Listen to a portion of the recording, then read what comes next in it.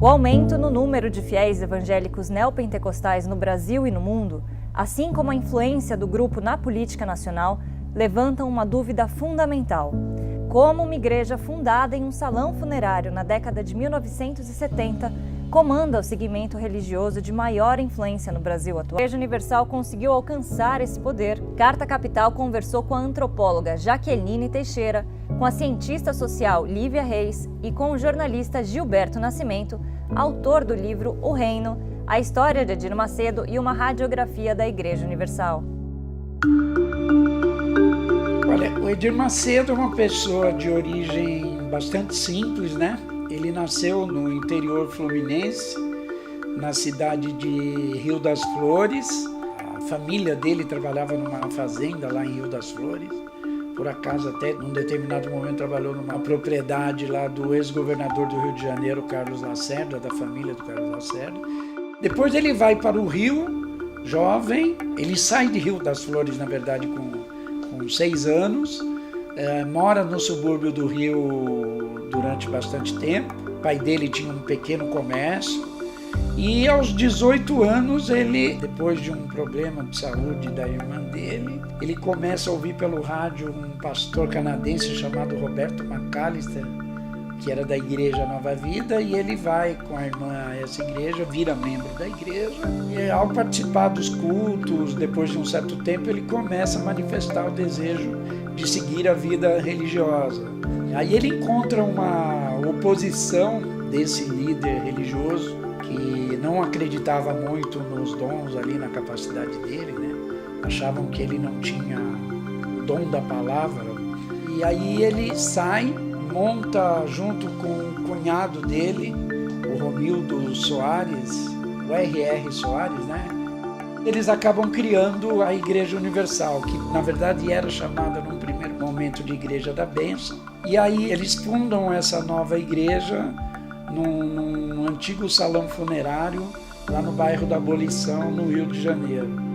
Apesar de terem fundado juntos a Universal, o bispo Edir Macedo era o segundo nome da igreja, sendo responsável apenas por reuniões ocasionais e de menor público.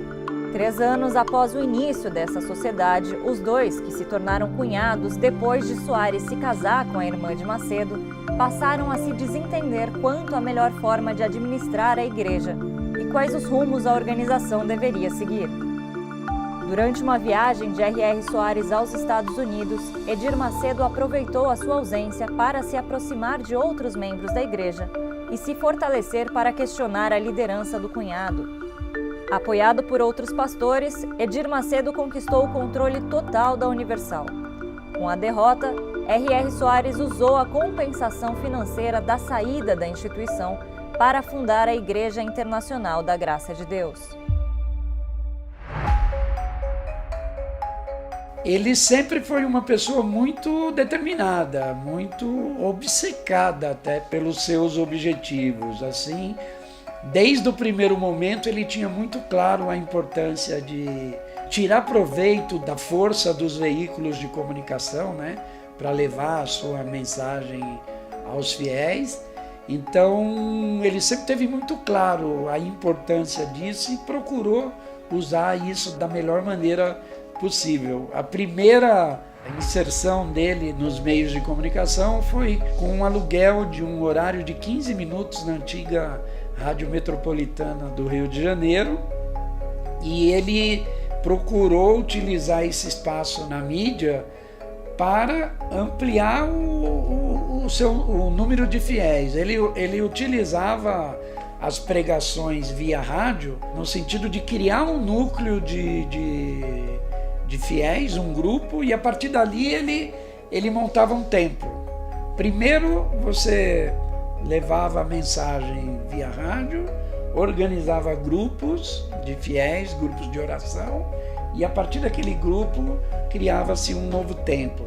Parece que já tinha um objetivo muito claro, determinado desde o início, né, de ganhar cada vez mais espaço nos meios de comunicação, abrir cada vez mais o maior número de templos possível, né?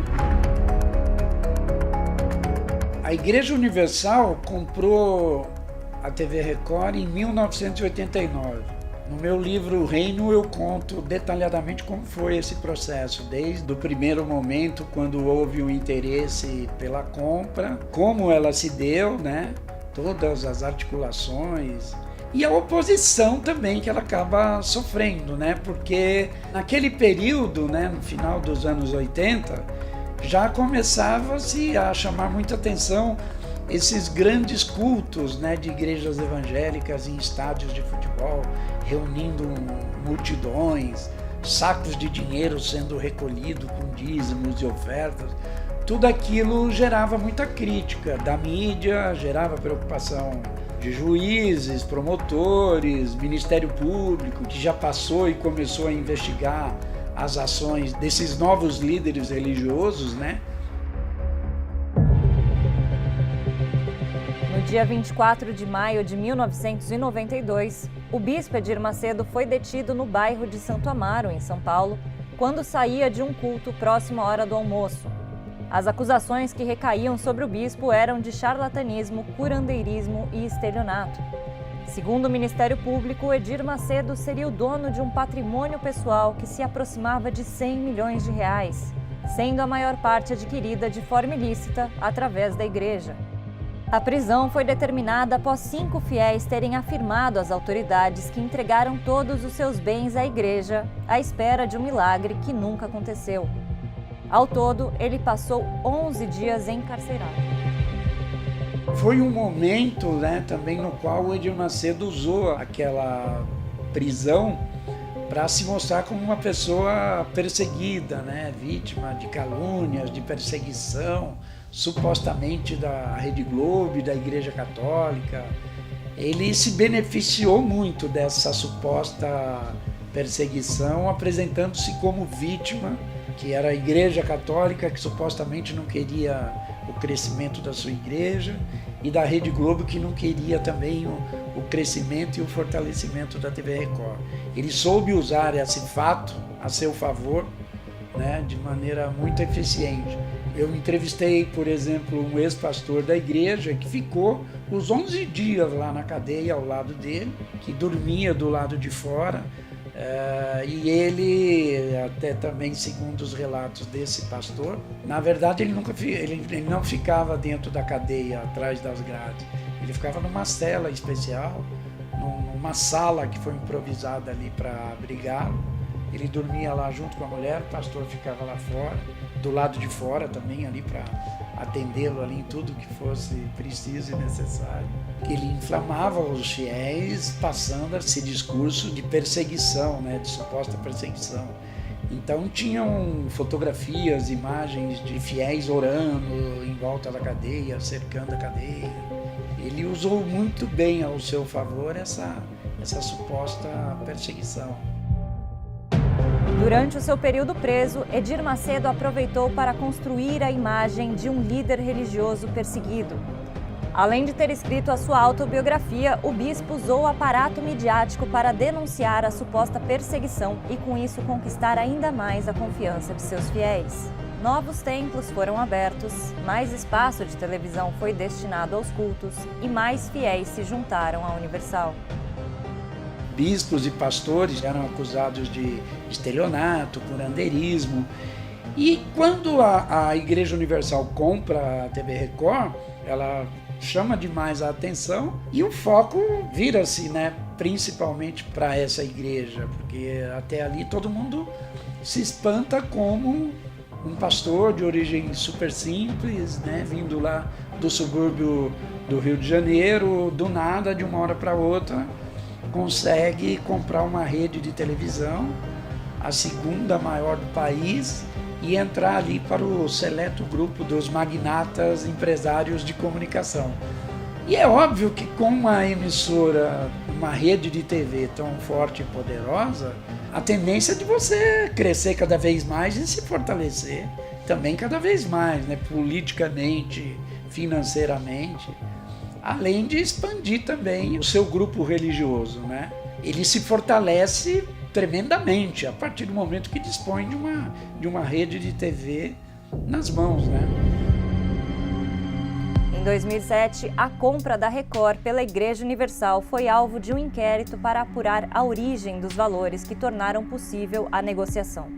Segundo o Ministério Público, Edir Macedo, sua esposa, acionistas da emissora e outros bispos envolvidos na aquisição não tinham dinheiro o suficiente para adquirir a Rede Record.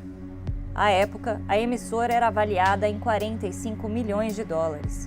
Para a acusação, os nomes de familiares e bispos foram usados para ocultar a verdadeira origem do dinheiro, já que a igreja não poderia, por lei, ser dona de uma emissora de televisão.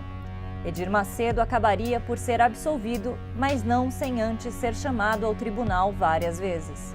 No ano anterior, Edir Macedo e outros 6 diretores da Rede Record foram acusados de terem importado equipamentos de radiodifusão de forma ilegal, apresentando documentos falsos à Receita Federal. Os documentos apresentados à inspeção não correspondiam ao valor real dos bens importados e foram apontados por perícias contábeis como falsos. O Edir Macedo e o Grupo Universal hoje têm sob o seu controle mais de 100 empresas. A rede de rádio e televisão, os sites, jornais, editora, tem banco, corretora, empresas de segurança, produtoras, empresas de transporte, até uma indústria de água e refrigerante, até uma mina d'água lá em Simão Pereira, em Minas Gerais, próximo lá da região onde ele nasceu. Então, não é pouca coisa, né? O Edir Macedo é dono de um hospital hoje também, de um plano de saúde. E em empresas grandes, assim, por exemplo, como na TV Record, quase todos os prestadores de serviços lá são do próprio grupo Universal, ou do próprio grupo do Edir Macedo. Anos mais tarde, em 2009, um novo escândalo envolvendo o bispo ganhou os holofotes. Dessa vez, o Ministério Público acusou Edir Macedo e outros 9 membros da Universal de transferirem o dinheiro do dízimo dos fiéis para empresas de fachada, registradas em nome da igreja e, portanto, isentas de impostos. Dessas empresas fictícias, o dinheiro percorria um longo caminho até chegar em paraísos fiscais. Algum tempo depois, o dinheiro retornaria ao país para ser utilizado em benefício dos envolvidos na compra de meios de comunicação. Segundo os promotores, foi assim que o bispo conseguiu comprar e expandir a Rede Record. Durante as investigações, o Ministério Público descobriu a existência de um esquema que tentava blindar Edir Macedo de qualquer ação que discutisse as movimentações financeiras da igreja. A estratégia consistia em realizar as transações usando o nome de outros membros da Universal, deixando o seu líder distante de qualquer suspeita. Além dos crimes de sonegação e lavagem de dinheiro, os bispos também foram acusados de enganar os fiéis da Universal, obrigando-os a doar bens e valores à igreja. Atualmente, inúmeros casos tramitam na justiça pedindo que a Igreja Universal devolva o dinheiro oferecido pelos fiéis em troca de um lugar no céu.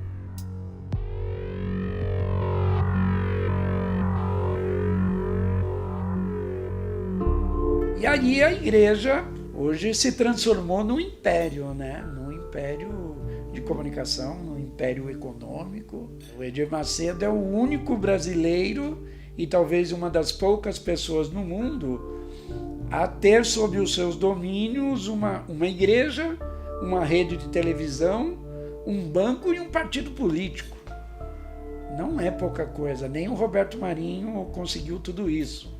O Roberto Marinho, que muitos costumavam dizer que seria o dono do Brasil. O Roberto Marinho teve um império de comunicação, a Globo, mas não conseguiu ter tudo isso, né? A Igreja Universal faz parte da chamada terceira onda do movimento neopentecostal no Brasil. Essa nova vertente condiciona os processos de cura e milagres com a doação pessoal e financeira para projetos da instituição. Esse enorme crescimento do número de adeptos apenas se fez possível com a criação de uma identidade única, o evangélico. Esse é o tema do próximo episódio dessa série.